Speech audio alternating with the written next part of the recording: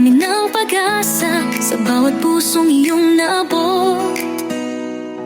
Sa hirap ng buhay, nariyan ka palagi, pusong handang umalalay, walang kapantay na halaga.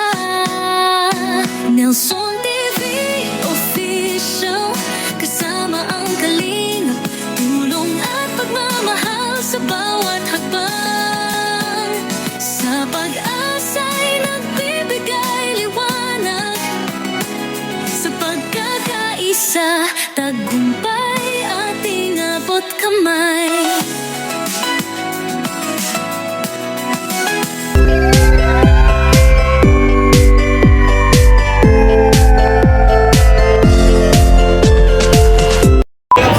Nelson TV Official. Thank you so much. So yun, mapagpalang araw mga kalingap. Andito na naman ulit tayo, balik mission. Tapos lang ng ating pabahay kay Tata Narciso. At syempre balik na naman tayo sa ating mission na sana marami pa tayong matulungan, hindi lang si Tatay Narciso. Kaya ngayon nandito na naman kami sa pinakadulo ng bayan ng 2nd District, Las Navas, Northern Samar. Ito po yung pinakadulo po kasi ito. Iba rin sa dulo ng yung kadikit ng Eastern Samar. Kasama natin ngayon ang ating volunteer, ayun, Annabel Lipata at sila Amba. Andun pati si Kanenes Edna Condor. Ayan. Meron kasi kaming napansin at meron nagrekomenda sa amin. Ayan. Yan yung ating interviewin. Kuanla, grade 3. Grade 3? Ayan, si Kuya Adan po is yung asawa niya is naghiwalay po sila, 5 yung anak. Tapos ngayon is, ilan yung nag-aaral ng mga anak? Lahat? 5? 5 kuan. Mudupo daw ko ana. Grade 7. Grade 7 na. Yung kanyang panganay daw is grade 7 na. Yung bunso mo? Kay mo na ito, grade 7. Ay, yung bunso mo, malalaki na. Yung panganay mo, malaki na. May asawa na yung panganay mo? Wala pa. Ayun, mga kalingap. Kakaiba yung bahay niya. Nakatagilid at dito siya natutulog. Open space lang siya. Paano yan? Dito ka natutulog is, tapos yung gate mo, wala pang, yung pintuan mo, walang gate, oh. Ako pa. Pag may bigla pumasok na lasing, ano ka dyan eh? Batuhin ka. Wala lugod. Hindi naman. Mabait man. Mabait ka? Si ate naman, yung asawa mo is, meron na bang asawa? Wala pa. Okay yan. Di mo na ba ayusin yung pamilya mo? Tito niya, may nabahay. Dahil pala mga kaligan sa bahay ni Tatay Adan is kaya yung pamilya niya wala dito. Kasi delikado din po ito. Diba kung nandito man yung pamilya niya, yung mga bata, mamaya is bigla itong bumagsak. Kawawa din. Nasa loob sila tapos bigla bumagsak. Napahawak ate Annabel.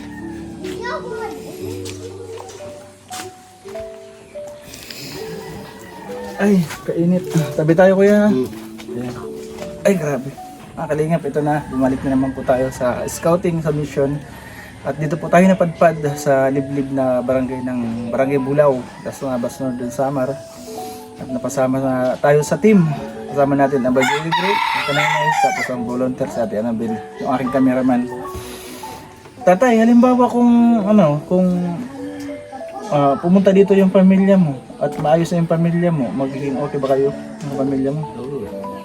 Yung paghihiwalay nyo is hindi naman permis, parang lumipat lang sila. Kasi titiran dito. Hindi naman yung hiwalay na, yung hiwalay talaga na wala nang balak magbalikan. Wala. Pag hiwalay nyo is pwede pa maging maayos. Pag bumalik sila. Pag bumalik, anak kami sa pamilya, magtitirig. Oo, magbabalik daw sila, kaya lang is mga kalingap nga yung bahay nila. Diba? Mahirap kasi pag ganito, kaya para sa akin is ilalayo ko yung pamilya ko kasi napakahirap, mamaya bumagsak ito. Yan ang iniisip ko eh. Ilang beses na ako naka-vlog ng ganito. 4 na beses na ako naka-vlog ng ganito. Ganito rin yung bahay ni Tatay Narciso, kaya lang barong-barong lang at matanda siya. Kaya nakita nung ating mga mababait na sponsor na pabahayan siya. Pero naman si Tatay is malapit na mag-senior, 55 na. 55 ka na ako nung tayo. 1973 55 na, tapos ang ano niya is pagkukupra. ngayon is meron daw siyang kinukupra ngayon is umuwi lang dito para magsasaing ka? Magluluto ka ng ulam? Ano ulam mo? Isda nga. Dilis. Ito ginagawa niya mga kalingap. Bigyan mo siya ng dilis. Magkano kilo nito? Kuan, 30. 30. So ngayon halimbawa tatay, upload natin ito sa YouTube, okay lang ba sa'yo? Baka halimbawa mayroong magalit sa'yo, mga kamag-anak mo, anak mo. Hindi na. Hindi naman sila magagalit. Kasi ganito po yung aming ginagawa, Tatay Adan. Pumupunta po kami sa mga barangay na naglilingap po kami sa mga alam namin na deserve naman tulungan. Binablog po namin tapos ganito po nagpapaalam kami. Kasi meron din naman po itong mga kamag-anak, meron mga mahal sa buhay na minsan nagagalit. Kami pa po yung nagiging masama. Ito hindi na. Masaya nga kasi pumunta kayo dito. Di ba? Sa amin po mga kalingap, ito lamang yung ginagawa namin is paunang tulong. Hindi po kami yung totoong tumutulong. Ang amin lamang po dito binibigay is yung kung ano lang yung aming kakayanan. Kung sumasahod kami sa YouTube, kung magkano yung abot namin. Pero yung bigas po is hindi po sa amin. Galing po yan kay Ate Beth Jones yung aming pinamimigay. Kaya huwag na natin patagalin. Yung bigas, dyan ka lang ha, kunin ka.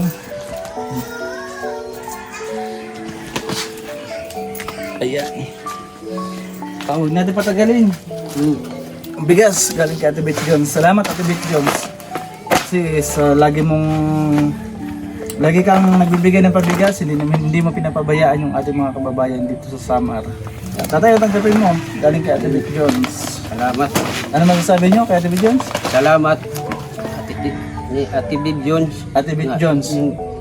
Dinadaan mo akong tulong kasi mabait naman kayo. Oo. Nasa ano siya? Nasa US. Taga Samar din siya, kaya lang bandang Kalbayog. Bandang Kalbayog siya, pero sa aming paglingap, yun lamang ang lagi namin kasama. Si Ate Beth Jones, mula noon hanggang ngayon, hindi bumibitaw para sa kanyang mga kababayan. At syempre tatay, bibigyan din kita ng pang ulam mo. Kasi may ulam ka naman, bibigyan ulit kita, di ko na ubusin kasi meron pa ako ba-vlog. Ito tatay, 300. Dahil po mga kalingap, ito po yung inyong pinapakulay sa aking mga premiere live. Babawasan po natin. And ito po yung pang-ulam ni tatay. Kahit pa paano po mapaparisan yung binigay natin na bigas, may pang-ulam siya. Ayun tatay, tanggapin mo. Pasensya na ha, ito lang ating kaya. Nanginginig si tatay. Ba't ka nanginginig? Nakuan na Pasmado. na ano sa trabaho daw. Pasma na. Napasmano kasi nagbabasa agad patapos sa trabaho. Ayun tatay, ano naman masasabi mo sa akin? Galing sa akin yung pera na pambili ng Salamat kuya kasi binigyan mo ako ibibili sa ulam. Sa mamaya naman ibibili ko ini. Yun diba, may bigas ka na, ipartner mo na lang yan. At syempre mga kalingap, tulad ng aking sinabi, tutulong tayo sa ating mga kababayan kapag tayo is nakapag-revenue. Kahit pa paano po, naibsa natin yung kanilang pang-araw-araw, kahit man lang isang araw, 2 araw na pang-ulam, makita natin na masaya na at meron siyang salaw-saluhan ng ulam, masaya na po siya, okay na po yan para sa akin. Kahit pa paano nakakatulong tayo. Ganito po tatay ang ating process, tatay Adan, is i-upload natin ito sa YouTube. Tapos halimbawa, mayroon nagmahal sa iyo, mayroon magbigay sa iyo ng pagmamahal, mayroon sa iyo mag-sponsor. Ano yung kahilingan mo na tulong? Sa akin naman yung bahay ko mayroon ibibigay. Bahay, paayos mo to, gano'n. Ito na naman tayo mga kalingap sa babahay. Galing pa lang tayo sa pabahay, ito na naman.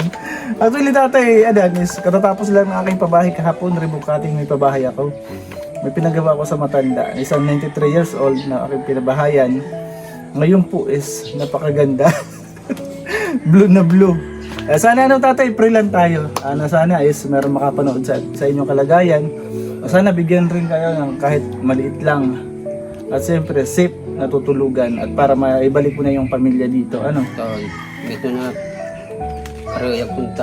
Yan. Sabi mo sa kanila.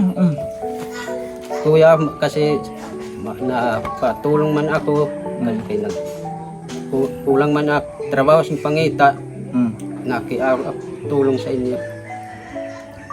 Kung mayroon kayo ibibigay. So ayun mga kalingap, at sabi po ni tatay is Kung meron man po taos-pusong na magbigay sa kanya ng pagmamahal, mapaayos ng yung kanyang barong-barong na ito, is ililipat po yung kanyang pamilya, dadalhin niya uli yung pamilya na dito. Kaya alam pala nilayo yung pamilya na dito dahil nga po sa kalagayan niya. Wala yung pamilya niya. Asan yung pamilya mo ngayon? Sa kapatid mo o sa tatay mo? Sa ugangan. Sa Ah, tatay. sa tatay nila. Sa tatay ng asawa mo. Nakitira doon uli, bumalik doon. Oo. So ay mga kalingap, yung asawa niya is bumalik ulit doon sa tatay nila, sa bahay ng tatay niya. Kasi nga po is hindi safe dito. Lalong-lalo na po yung mga bata. Tama rin naman sa tatay, yung isipin muna niya yung pamilya niya. Pero siya naman is napakadelikado po dito. Once na bumagsak to, ayun, tapos. Durog. So ayun tatay, di na kami magtatagal ha. Maraming salamat sa paunlak. Sana is pray lang tayo na sana may makapanood sa ating kalagayan, sa inyong kalagayan, na mayroon po tumulong. Huwag tayo mawawalan lagi ng pag-asa, 'di ba? Sabi nga ni Tatay Narciso is kailangan lagi tayong manalig sa Panginoon araw-araw. Siya lang yung makakatulong sa atin sa lahat ng problema. 'Di ba? Yan ang hindi ko makakalimutan kay Tatay Narciso. Isang ni Tatay, napaka-relihiyoso. Din sa Panginoon is lahat. Bago siya matulog sa tanghali, bago matulog sa gabi, nagdadasal siya. So yung mga kalingap, hindi na natin patatagalin ang ating video for today. And sa Tatay Adan po is humihingi po sa inyo ng tulong. Kahit man lang po, maliit na kubo para po mailipat ang kanyang pamilya. Tatay, bye-bye na tatay. Bye-bye. Bye-bye. Ate. Okay. So yung mga kalingap is hanggang dito na lang yung ating video for today. Yan, si Tatay Adan ay si Kuya Adan is nangailangan rin ng konting tulong. Ayan, yung ating po mga kababayan dito sa Samar is ganito po yung kalagayan, di ba? Nilayo niya yung kanyang pamilya para lang is maging ligtas. Kasi po napakadelikado, ano? At sana naman mga kalingap is sa may mabubuting puso po na handang magbigay ng tulong. Ayan. Babalik po tayo dito para po is mahatid yung kanyang kahilingan na tulong. So ay mga kalingap, hanggang dito na lang. Support po natin ang ating pong founder sa paglingap, Kuya Bal Santos Matubang, Kalingap Rab at Edna Vlogs. Dito po sa Samar, suportahan niyo po ang aming pong buong team. Ayan, Ambassador Joey the Great, Kanines Edna Condor, mga scouter po, Nelson TV Official, Yansky TV ang biyahing cake. At suportahan niyo rin po yung ating mga volunteer like Lipata Vlog. Ano ba yung iba? Brenda Damage.